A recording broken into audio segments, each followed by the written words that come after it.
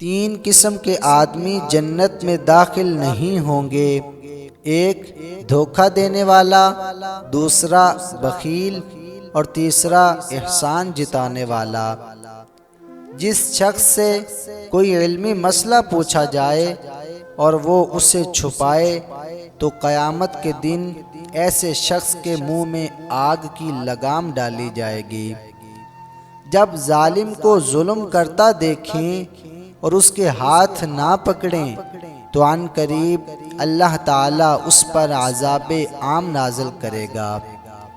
میں احمقوں کی حکومت سے اللہ کی پناہ مانگتا ہوں۔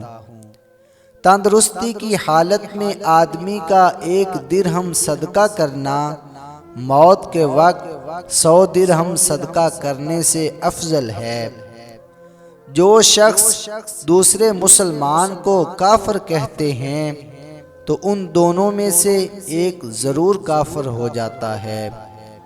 اللہ تعالیٰ اس شخص پر رحم فرماتا ہے جو خریدنے، بیچنے اور تقاضا کرنے میں نرمی اختیار کرے۔ ہر امت کے لیے ایک فتنہ ہے، میری امت کا فتنہ مال ہے۔ دولت مندوں کے پاس کم جایا کرو ورنہ خدا کے احسانات کی قدر جاتی رہے گی۔ اگر لوگ یہ جان لیں کہ رات کو تنہا سفر کرنے میں کیا خدشات مضمر ہیں، جو میں جانتا ہوں کہ رات کو کوئی اکیلا سفر نہ کرے۔ جب تم میں سے کوئی شخص بہت دنوں تک سفر میں رہا ہو تو وہ رات کے وقت اپنے اہل خانہ میں اچانک نہ آ جائے۔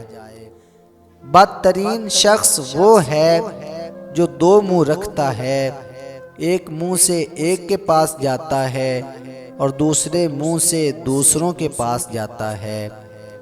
جو شخص اپنے ظالم کو بد دعا دیتا ہے وہ اپنا بدلہ لے لیتا ہے۔ دنیا بیماریوں کی جگہ ہے اور لوگ اس میں بیماروں کی طرح ہیں۔